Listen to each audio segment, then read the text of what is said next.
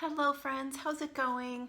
I hope this video finds you happy and well and safe. I'm excited to bring you today's video because it's the first book I have read in this series, which is the Cocky Heroes Club. I know a couple of the authors that are participating, and one of them is today's book.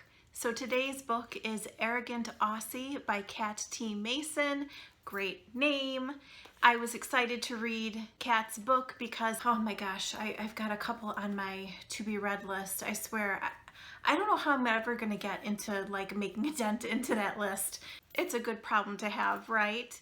Arrogant Aussie is about Oliver, who is our resident arrogant Aussie, and Gabriella. I loved the premise of this book. Different. I found myself not really knowing and being surprised where the book was taking me. When I say not knowing, like I couldn't figure out exactly where we were going, and I love that part. I enjoyed that we got dual perspective in the book. That's really my favorite way to read it. I feel like it really adds to the story when we can get literally both viewpoints, and Arrogant Aussie had that. There's a bit of Aussie lingo in there, which I loved. Oliver, like I said, is from Australia.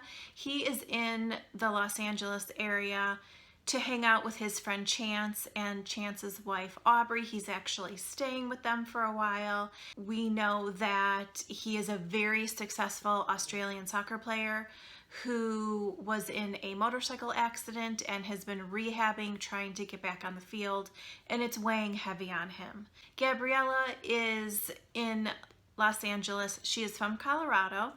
She's in Los Angeles on a break.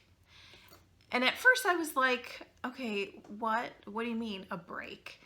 Turns out that she's from a very affluent family in Colorado, and she has certain expectations put upon her. We find out that her father kind of rules the roost. It's his way or the highway. There is a very strained relationship between her and her father that way. You are just supposed to do what you are supposed to do, and you represent she represents her family, and she has a path that has been given to her, and she's supposed to be on that path. On that path is marrying a man named Sebastian, who she has known her whole life. They've dated, they're friends, but it's basically like an arranged marriage, and she had this big engagement, and it was expected that she would say yes, and she did, and then asked her dad promptly for a break before she goes to the next step. She's trying to find herself, and she realizes that this is not, the way her life is set up to be is not what she wants. And she loves Sebastian in a way. She understands the expectation of her family, but it's just not for her. And so she's trying to figure all of that out. Turns out she's the neighbor of Chance and Aubrey and befriends Aubrey. They have a great relationship, and that's where Oliver comes in. They have a chance meeting one night at a bar in the neighborhood, and I thought it was really funny because she's there. I had to hand it to her because she traveled across country to a place she'd never been. She's by herself. She rents a house on her own. She's living on her own. She's got some money from her family, so she's not working.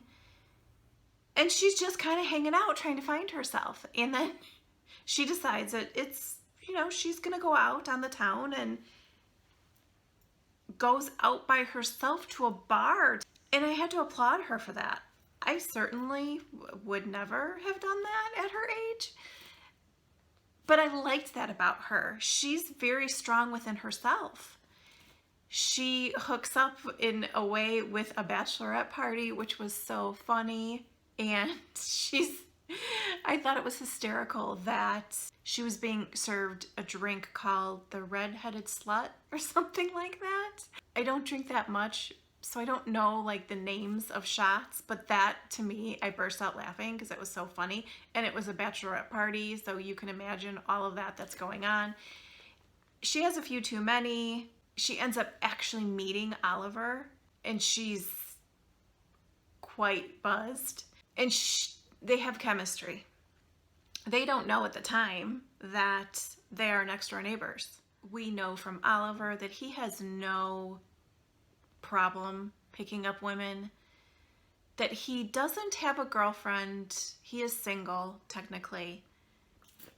Not looking for anything really, but Gabby grabs his attention, and yet she stands up to him, and she's not falling all over him, and like women usually do around him. And of course, because it's a romance book, he likes her for it.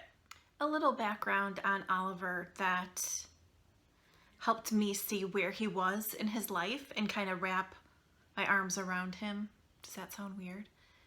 Wrap my head around him, I should say, as far as his mindset when the story begins. This passage helped me understand him. This is all shades of effed up. My life, that is. I'm Oliver effing Madden, 26 and Australia's highest paid soccer star. Well, past effing tense. The nightmare replays in my mind. It's taunted me every which way I turn. The red light, the green light, my foot on the accelerator, my brand new Ducati, mangled against a large gum tree. And then this is what we get from Gabby to show us kind of where she is starting. My father took it upon himself to arrange our marriage, and despite my love for Sebastian, finding out that Sebastian's over-the-top proposal had my father written all over it was enough for me to finally put my foot down. I placed everything on hiatus, packed my bag, and told everyone I needed time to think. My father surprisingly allowed it. There's a lot of tension that we feel, that we know about her family. And it's not that she doesn't love her family, but she's torn. In my opinion, Gabby doesn't go to Los Angeles to meet somebody else. She's very suffocated by her life in Colorado, and she just needs some space.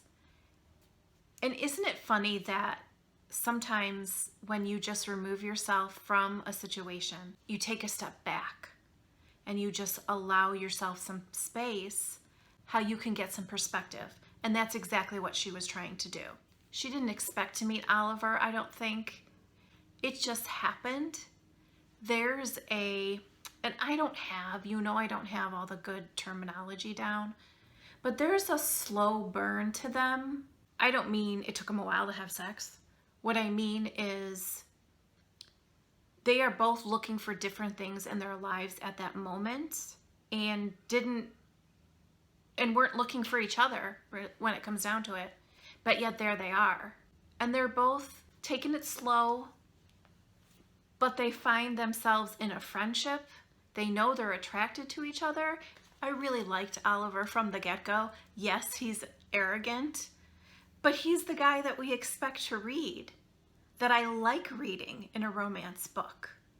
Self-assured, even though he's in a low point in his life at the moment, but he's self-assured, he's self-aware, he knows what he wants out of life. He was happy with the path that he was going on until it was disrupted. I really liked Gabby as well. She was kind of the opposite. She was looking. She wasn't satisfied with where she was and didn't know if where she was the place she wanted to be. And I liked that about her, putting her foot down and stepping away and saying, okay, what else is there? I think in a lot of ways, Oliver was perceptive about their developing relationship and seeing what was going on and realizing that he has feelings for her and being like, okay, but I know she's on a break, and should I let my heart go and give it to her? What if she doesn't pick me? And then on the flip side of that, Gabriella was introspective and realizing how their budding relationship was affecting her.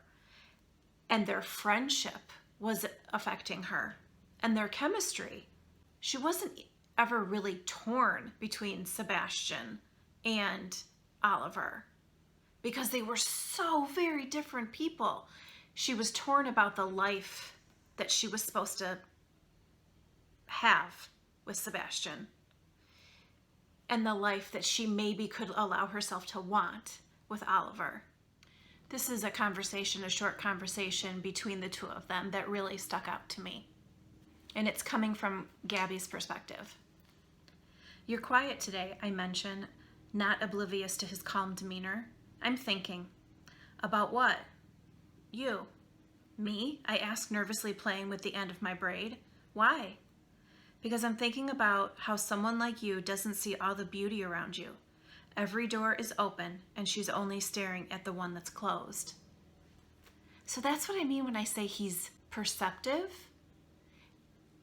And he knows that they are becoming something, I think, before, in my opinion, before Gabby does. I was really surprised at some of the decisions that Gabby made. I mean, of course there's drama in this book. Of course there is. And I expected some of the drama, and we got that. But there was decisions that she made that I thought, oh no, don't do that. And the way Kat gives it to us, we don't realize it's happening until it happens.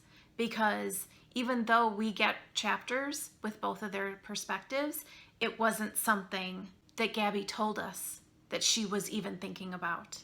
It was a total surprise to me. Kat wrote something, a paragraph that floored me. And I connected with how she spoke about this. And it's from Gabby's perspective. And it's about something that they are going through. And it's not a spoiler, but it was really profound to me, and I'd like to share it with you. "Emotional pain has a biological purpose. It is the foundation of becoming a warrior. It educates us to reevaluate the unhealthy relationships surrounding us. It makes you question your beliefs, wreaks havoc on your soul, but most importantly, it sings to your heart, a song of truth, a melody only you can play." It hit me right in the gut and right in the heart.